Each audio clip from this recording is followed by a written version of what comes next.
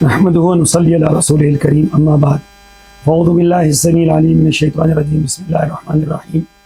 مرکزی جمعیت اہل حدیث اسلام آباد کی جانب سے ہر سال ایک عظیم الشان کانفرنس کا انعقاد کیا جاتا ہے، اور اس کانفرنس کے دور رس اثرات پورے اس علاقے پر پڑتے ہیں۔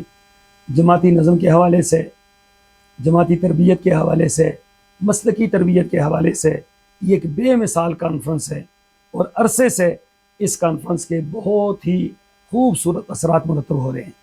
اس مرتبہ بھی مرکزی جمعیت اہل حدیث اسلام آباد میں 4 اکتوبر بعد از نماز مغرب مرکز اہل حدیث G7 اسلام آباد میں کانفرنس منعقد کرنے کا اعلان کیا ہے۔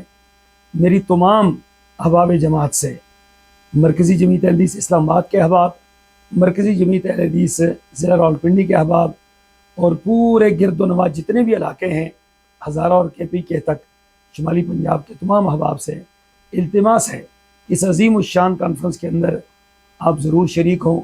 یقیناً آپ اس کانفرنس میں شریک ہوں گے۔ جو علماء کرام یہاں پر تشریف لا رہے ہیں، ان کے بیانات آپ کی زندگی کو بدل کر رکھ دیں گے۔ ان کی خوبصورت بیانات ہوتے ہیں، مدلل بیانات ہوتے ہیں، اور نہایت ہی پر اثر بیانات ہوتے ہیں، جن سے انشاءاللہ آپ کو ایک نیا زندگی گزارنے کا لاہ عمل بھی ملے گا، اور آپ کے ایمان کو جلا بھی ملے گی، اور آپ کے جذبوں کو جو ہے وہ مزید تقویت اور قوت ملے گی۔